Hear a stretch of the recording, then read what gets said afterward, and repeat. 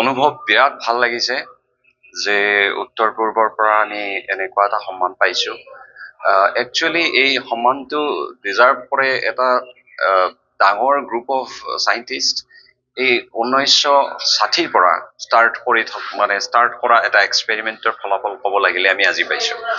চ' 1960 চনত চাৰ্ণ মানে এই জেনেভা যে চিটি আছে তাৰে ওচৰত চাৰ্ণ বুলি পৃথিৱীৰ চবতকৈ ডাঙৰ এটা এক্সপেৰিমেণ্ট তাতে চলি আছে বহুত দিনৰ পৰা, ডেকেডছ একচুৱেলি। চ' 1960 চনত তাতে মিউন বুলি এটা ফাণ্ডামেণ্টেল পাৰ্টিকল মানে কণা এটাৰ ইলেক্ট্ৰনৰ নিচিনা এটা পাৰ্টিকল, কিন্তু ইলেক্ট্ৰনতকৈ অলপ হেভি আৰু ক'ব পাৰি, ইলেক্ট্ৰনৰ হেভি আৰু কাজিন বুলি কোৱা হয়।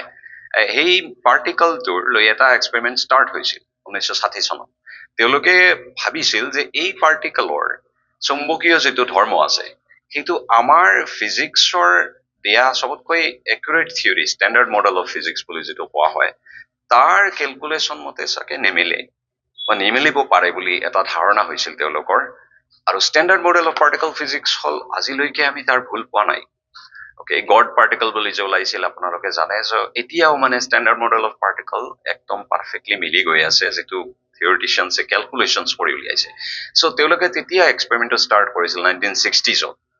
সেইটো ৰিজাল্টত ইমান একুৰেট নাছিল তেতিয়াৰ টেকনলজি। চ' তাৰ পিছত একচুৱেলি ব্ৰুকহেভেন নেশ্যনেল লেবৰেটৰী আমেৰিকাৰ নিউয়ৰ্কৰ চহৰত প্ৰথমতে এই এক্সপেৰিমেণ্টটো ইমান নিৰ্ভুলভাৱে তেওঁলোকে ষ্টাৰ্ট কৰে। 2003 চনত তেওঁলোকে প্ৰথম ৰিজাল্ট পাব্লিছ কৰে, যিটো এক্সট্ৰিমলি একুৰেট বুলি কওঁ। মানে আমাৰ এই ফাইনেল ৰিজাল্টতকৈ অলপ কম, কিন্তু তাতকৈ আমি মানে 4-5 গুণ বেছি একুৰেট প্ৰিচাইজ ৰিজাল্ট আমি উলিয়াইছো। তো সেই ব্ৰুকহেভেনৰ ৰিজাল্ট 2003 পৰা গোটেই চাইণ্টিষ্ট যিটো চাৰ্কল আছে তেওঁলোকে গম পালে যে ডেফিনেটলি ষ্টেণ্ডাৰ্ড মডেলৰ লগত কিবা এটা ডিফাৰেঞ্চ আছে, এইটো চাব লাগিব। ডিফাৰেঞ্চ মানে বুজি পাইছে নে? ষ্টেণ্ডাৰ্ড মডেল অফ পাৰ্টিকল ফিজিক্সত এটা আমাৰ লুপহল থাকি গ'ল বা উইকনেছ থাকি গ'ল, মানে নতুন কিবা ফ'ৰ্চ আছে প্ৰকৃতিৰ যিটো আমি গম নাপাওঁ। এইটোৰ মানে চাৰ্চ কৰাৰ কাৰণে আমি ফাৰ্মি লেবৰ এক্সপেৰিমেণ্টটো ষ্টাৰ্ট কৰোঁ। 2017 চনত মই as a post doctoral fellow' ইটালীৰ পৰা জইন কৰোঁ এইটো এক্সপেৰিমেণ্ট। আৰু মই মানে সৌভাগ্য পাইছো তাতে ৰান কৰ্ডিনেটৰ হিচাপেও কাম কৰাৰ। ৰান কৰ্ডিনেটৰ মানে ডেইলি এক্সপেৰিমেণ্টটো কেনেকুৱা চলিব, আপুনি অল ইঞ্জিনিয়াৰ্ছ অল চাইণ্টিষ্টৰ লগত বহি ৰাতিপুৱা ঠিক কৰিব লাগে যে এক্সপেৰিমেণ্টটো গোটেই দিন কেনেকুৱা চলিব, এভৰিথিং লিড কৰিব লাগে। চ' সেইটো হিচাপে মই চাৰ্ভ কৰিছো আৰু বাকী ইটালীৰ লেজাৰ লেবৰেটৰীৰ ইনচাৰ্জ হিচাপে কাম কৰিছো। 2017 to 2020 একচুৱেলি মই তাতে আছিলো, গোটেই মানে ৰান চলি থকা।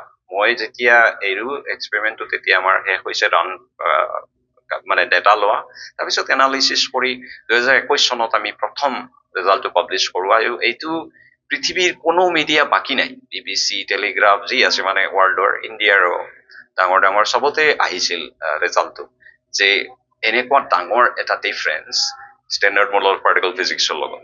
কিন্তু তথাপিও আমি ডিছকভাৰী বুলি ক'ব নোৱাৰো, কাৰণ আমাৰ ফিজিক্সত বিৰাট মানে হেৰি আছে, ষ্ট্ৰিক্ট আমি এইটো, কাক আমি ডিছকভাৰী বুলি কওঁ, তথাপিও ভুল থাকিব পাৰে। চ' 2000 আমি ৱেইট কৰি আছিলো আমাৰ ফাইনেল ৰিজাল্টৰ, যিটো হ'ব আমাৰ সেই ব্ৰুকহেভেনৰ 2003 ৰিজাল্টৰ 4-5 গুণ বেছি একুৰেট। চ' এই 10 মাহ আগতে আমি পাব্লিছ কৰো আমাৰ ফাইনেল ৰিজাল্ট। আমি তাতে যিটো মানে প্ৰিচিশ্যন পাইছো 0.1 পাৰ্ট পাৰ মিলিয়ন, যিটো হ'ল ধৰক এটা ফুটবল ফিল্ড যদি জোখিব লাগে, আমি নৰ্মেলি এটা 1 ফুট বা 1 মিটাৰ স্কেলেদি জোখিম, ৰাইট? জোখাৰ পিছত আমি ক'ম যে ইমান মিটাৰ হৈছে আৰু অলপ 1 চেণ্টিমিটাৰ ইফাল সিফাল হ'ব পাৰে। কিন্তু এইটো এক্সপেৰিমেণ্ট ইমানেই প্ৰিচাইজ যে আমি এটা ফুটবল ফিল্ড জোখিছো ধৰক এটা চুলিৰ থিকনেছেদি, আৰু সেই 1 চুলি ইফাল সিফাল হ'ব পাৰে তেনেকুৱা একুৰেট। এণ্ড এইটো মানে ৰিজাল্টটো আমাৰ থিয়ৰীৰ বৰ্তমান কেলকুলেশ্যনতকৈও বেছি একুৰেট। চ' আমি ৱেইট কৰি আছো পৃথিৱীৰ গোটেই থিয়ৰিটিকেল ফিজিচিষ্ট তেওঁলোকে কেলকুলেট কৰি কি ৰিজাল্ট উলিয়ায় সমান প্ৰিচাইজ, তেতিয়া আমি গম পাম একচুৱেলি যে ডিফাৰেঞ্চ আছে নেকি, নতুন ফিজিক্স কিবা আছে নেকি, পৃথিৱীৰ নতুন কোনো 5 নম্বৰ বল আছে নেকি। কাৰণ আমাৰ 4টা বলে আমি জানো, গ্ৰেভিটেশ্যন, ইলেক্ট্ৰমেগনেটিজম, ষ্ট্ৰং আৰু উইক নিউক্লিয়াৰ ফ'ৰ্চ। এতিয়া আৰু এটা নতুন ফৰ্চ আছে নেকি সেইটো আমি সেইকাৰণে ৰখি আছো আমি বাট এইটো এক্সপেৰিমেণ্ট 1960ৰ পৰা আজিলৈকে এটা ব্ৰেক থ্ৰুৱে হয় চ' ব্ৰেক থ্ৰু প্ৰাইজে যে আমাক ৰেকগনাইজ কৰিছে সেইকাৰণে বিৰাট ভাল লাগিছে আৰু ফ্ৰম নৰ্থ ইষ্টৰ পৰা মই অকলে হৈ সেইটো কাৰণে যদি আমাৰ নৰ্থ ইষ্টৰ ষ্টুডেণ্ট ইনস্পায়াৰ কৰিব পাৰো যিহেতু ইয়াৰ পৰা মানে মেক্সিমাম ষ্টুডেণ্টে আইদাৰ মেডিকেল নহলে ইঞ্জিনিয়াৰিঙে যাব বিচাৰে কিন্তু তেওঁলোকে যাতে বিজ্ঞানটো চাইণ্টিষ্ট হোৱাটো নিজৰ এটা গ'ল হিচাপে ভাবে সেইটো যদি ইনস্পায়াৰ কৰিব পৰা যায় আমাৰ এই ব্ৰেক থ্ৰু এৱাৰ্ডৰ ৰেকগনিশ্যনৰ কাৰণে তেতিয়া বিৰাট ভাল লাগিব তেতিয়াই একচুৱেলি ভাল লাগিব ব্ৰেক থ্ৰু এৱাৰ্ডটো 2012 চনত ষ্টাৰ্ট হৈছিল আমেৰিকাৰ কেইগৰাকী বিলিয়নিয়াৰ্ছে ষ্টাৰ্ট কৰিছিল ফাৰ্ষ্ট ইউৰি মিলনাৰ বুলি এজন বিলিয়নিয়াৰ ষ্টাৰ্ট কৰিছিল এতিয়াতো আমাৰ মাৰ্ক জাকাৰবাৰ্গ মেটাৰ ফেচবুকৰ যে তেওঁ আছে আৰু কেইগৰাকী আছে এই এৱাৰ্ডটো যেতিয়া দিয়া হৈছিল আপোনালোকে ভিডিঅ'টো যদি চাই তাতে দেখা পাব চেম অল্টমেন যে আমাৰ চেট জিপিটিৰ যে হেৰি হয় তেওঁ মানে তাতে আছিল তেওঁ এজ এন এংকাৰ হিচাপে আছিল চ' এইটো বিৰাট ডাঙৰ এৱাৰ্ড হয় $3 million একচুৱেলি দিয়া হয় চ' $3 million অফ কোৰ্চ মানে ডিভাইড কৰি দিয়া হ'ব চ' আমাৰ এক্সপেৰিমেণ্টত আছিল মোৰ দেন 200 আৰু আমি যদি 1960ৰ পৰা যিহেতু তিনিটা এক্সপেৰিমেণ্ট মিলাই দিয়া হৈছে চাৰ্ণ ব্ৰুকহেভেন নেশ্যনেল লেব আৰু ফাৰ্মি লেব 376 380 হ'ব চাইণ্টিষ্ট চ' ইকুৱেলি চবকে এৱাৰ্ডটো হেৰি কৰা হৈছে নহয় 2012 চনৰ পৰা ষ্টাৰ্ট হৈছিল হেৰিটো মানে এইটো মানে ইভেন নোবেলৰ ইকুইভেলেণ্ট ইম্পৰ্টেঞ্চ বুলি ধৰা হয় কাৰণ নোবেলত বহুত বছৰ লাগি যায় কেতিয়াবা ৰেজাল্টটো পাওঁতে এইটো মানে ৰিচেণ্ট ব্ৰেক থ্ৰু যিটো এনেকুৱা এক্সপেৰিমেণ্ট বা এনেকুৱা থিয়ৰী চায়েন্সৰ যিটোৱে মানে পাথ ব্ৰেক কৰিছে নতুন কিবা ডিৰেকশ্যনত এই ফিল্ডটো লৈ গৈছে তেনেকুৱা আৱিষ্কাৰকে দিয়া হয় এই এৱাৰ্ডটো চ' মোৰ ঘৰ হাইলাকান্দি ডিষ্ট্ৰিক্টৰ লালাবাজাৰ টাউন বুলি এইটো অসমৰ একদম লাষ্ট টাউন মিজোৰামত যোৱাৰ আগতে এগৰাকী অসমীয়া হিচাপে এই যিটো ধৰক বিজ্ঞানৰ ক্ষেত্ৰত যিটো সফলতা বা আন হাজাৰগৰাকী ষ্টুডেণ্টক উৎসাহিত কৰিব পৰা যিটো খবৰ এই খবৰটোৰ পিছত ষ্টুডেণ্টখিনিক কি আহ্বান জনাব আপুনি কৈছে ইতিমধ্যে গৱেষণাৰ কাৰণে সকলো ওলাই আহিব লাগে ল'ৰা ছোৱালীবিলাক কি ক'ব বিচাৰিব মই এইটোৱে ক'ম যে এটা ক্লাছৰুমত আমাৰ 10জন যদি ষ্টুডেণ্ট থাকে 10জনৰ 10টা বেলেগ বেলেগ নেচাৰেল টেণ্ডেঞ্চি থাকে এজন চাইণ্টিষ্ট এজন আৰ্টিষ্ট চ' আমাৰ চবকে ইম্পৰ্টেঞ্চটো দিব লাগে ক্লাছত যে বেলেগ বেলেগ এইমছটো যাতে পাৰ্চু কৰে আৰু অসমৰ পৰা আমি চায়েন্সত মানে এনেকুৱা এক্সাম্পল যাতে আমি আৰু ছেট কৰিব পাৰো ৰিচেণ্টলি আমি একচুৱেলি বহুত অসমীয়া চাইণ্টিষ্ট আগবাঢ়ি আছে তেনেকুৱা এক্সাম্পল ছেট কৰি আছে চ' তেওঁলোকে যাতে এক্সাম্পল হিচাপে লয় আৰু চায়েন্সটো নিজৰ গ'ল হিচাপে চুজ কৰে তেতিয়া আমাৰ মানে ছাকচেছ অসমে যে ডাঙৰ পাব ৰিচেণ্ট টাইমছত সেইটো আমি আশা ৰাখোঁ একচুৱেলি চ' মই এইটো এক্সপেৰিমেণ্টৰ বহুত ইউৰোপীয়ান পাৰ্টনাৰ্ছ আছিল এইটো 7-8টা কাণ্ট্ৰিজ মিলি এক্সপেৰিমেণ্টটো কৰিছিল একচুৱেলি মই ইটালীৰ এটা লেজাৰ কেলিব্ৰেশ্যন লেবৰেটৰী বুলি কোৱা হয় যিটো এটা বহুত important part of the experiment সেইটো একুৰেচিটোৰ কাৰণে চ' সেই লেজাৰ কেলিব্ৰেশ্যন লেবত মই কাম কৰিছিলোঁ আমি নাপলি চিটি যিটো আছে তাৰ গ্ৰুপ এটা আছিল 4গৰাকীৰ এই চিটিত আমি এটা চ'ৰ্চ মনিটৰ বুলি বস্তু ডেভেলপ কৰিছিলো যিটো এই লেজাৰ কেলিব্ৰেশ্যনৰ কাৰণে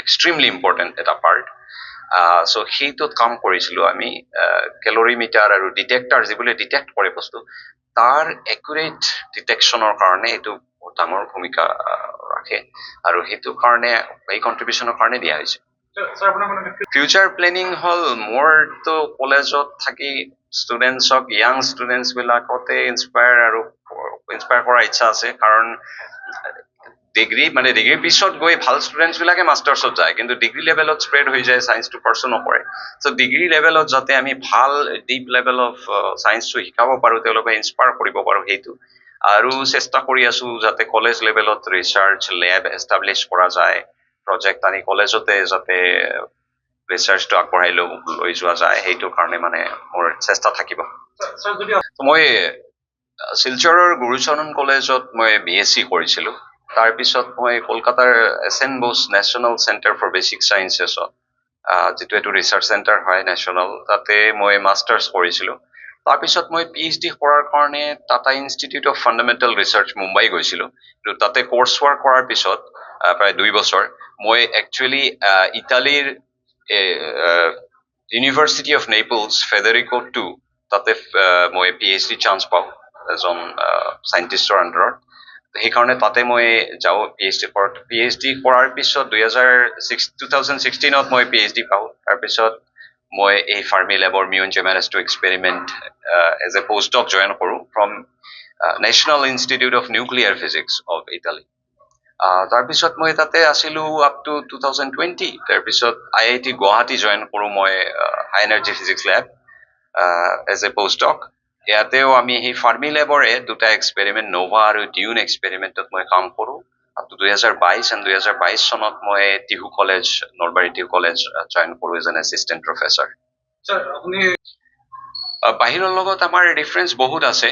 তেওঁলোকৰ ইনফ্ৰাষ্ট্ৰাকচাৰ আগৰ পৰাই বহুত ভাল আৰু তেওঁলোকৰ মানে চায়েন্স এণ্ড টেকনলজি বা এডুকেশ্যনৰ বাজেটো বহুত ভাল। চ' সেই হিচাপে আমাৰ ইয়াতে বহুত কাম কৰিব লগা আছে। চেষ্টা চলি আছে আমাৰো গিভেন ইনফ্ৰাষ্ট্ৰাকচাৰ আমি সেইটো লৈও কেনেকুৱা আৰু আগবাঢ়িব পাৰি।